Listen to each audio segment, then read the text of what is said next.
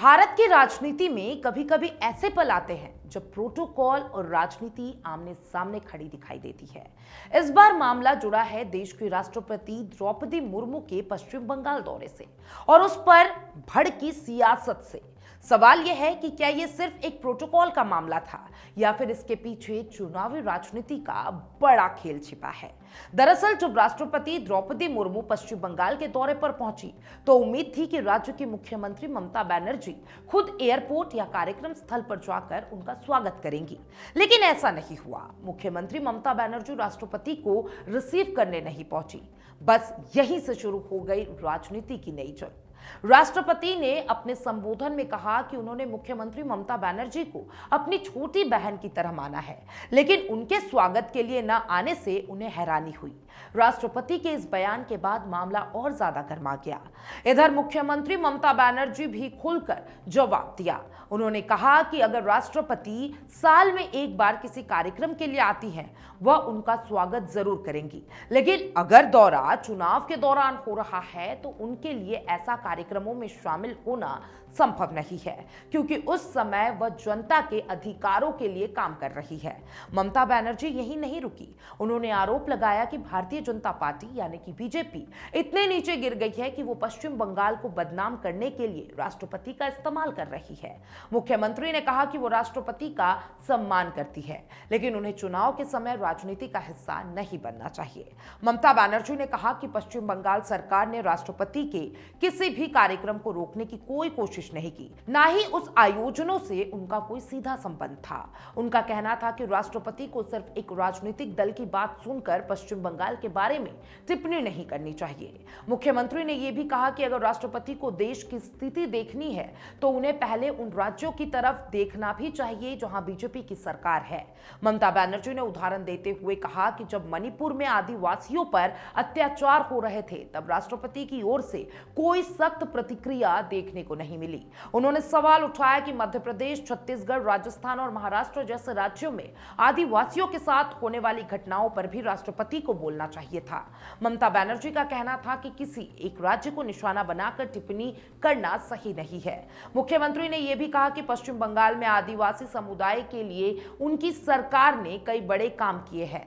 उन्होंने दावा किया कि आदिवासी के विकास के लिए राज्य सरकार ने कई योजनाएं लागू की है और उनकी जिंदगी बेहतर बनाने की कोशिश की है। ममता बनर्जी ने कहा कि अगर राष्ट्रपति को उन कामों की जानकारी नहीं है तो वो अपने सांसदों को भेजकर सारी जानकारी उनसे साझा करवाए। उन्होंने कहा कि वो अपने राज्यसभा सांसद डेरेक ओ ब्रायन और सुदीप बंद्योपाध्याय से कहेंगी कि वे राष्ट्रपति से मिलने का समय ले और पश्चिम बंगाल में आदिवासियों के लिए किए गए कामों का पूरा ब्यौरा पेश करें। मुख्यमंत्री ने यह भी कहा कि राष्ट्रपति कभी अल्पसंख्यकों के बारे में भी कोई बड़ी बात नहीं करती। उन्होंने कहा कि देश में अनुसूचित जाति, बौद्ध, पंजाबी, पारसी, जैन और यहां तक कि हिंदू समुदाय से जुड़े कई मुद्दे हैं, लेकिन इन पर भी राष्ट्रपति की तरफ से कोई खास बयान नहीं आया। ममता बनर्जी ने कहा कि उन्हें राजनीति करना नहीं आता, लेकिन बीजेपी राजनीति करने में माहिर है। उन्होंने आरोप लगाया कि चुनाव के समय इस तरीके के दौरे और बयान देकर राजनीति माहौल बनाने की कोशिश की जा रही है। दूसरी तरफ बीजेपी नेताओं ने भी इस मामले को बड़ा मुद्दा बना दिया है। बीजेपी का कहना है कि मुख्यमंत्री ममता बनर्जी ने देश के सर्वोच्च संवैधानिक पद का अपमान किया है। पार्टी का आरोप है कि मुख्यमंत्री को राष्ट्रपति का स्वागत करने जाना चाहिए था, क्योंकि ये सिर्फ राजनीतिक नहीं बल्कि संवैधानिक मर्यादा का सवाल है। बीजेपी नेताओं का कहना है कि राष्ट्रपति किसी भी राज्य में जाती है तो वहां की सरकार का कर्तव्य होता है कि वह उनका सम्मानपूर्वक स्वागत करे, लेकिन पश्चिम बंगाल में ऐसा नहीं हुआ, इसलिए वह बेहद दुर्भाग्यपूर्ण है। अब सवाल यही उठ रहा है कि क्या यह विवाद सिर्फ एक प्रोटोकॉल का मामला है या फिर इसके पीछे चुनावी राजनीति की लंबी कहानी छुपी है। दरअसल पश्चिम बंगाल की राजनीति पहले से ही काफी गर्म है। राज्य में आने वाले चुनाव को देखते हुए राजनीतिक दलों के बीच आरोप प्रत्यारोप तेज हो गए हैं।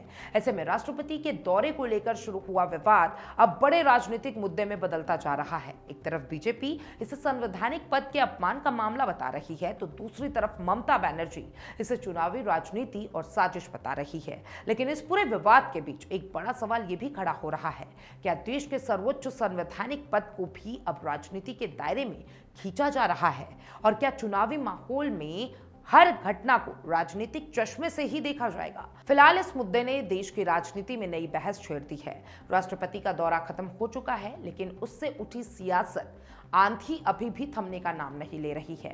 अब देखना होगा कि आने वाले दिनों में यह विवाद और कितना बढ़ेगा और क्या यह मामला सिर्फ बयानबाजी तक सीमित रहेगा या फिर राष्ट्र राजनीति में बड़ा मुद्दा बन जाएगा।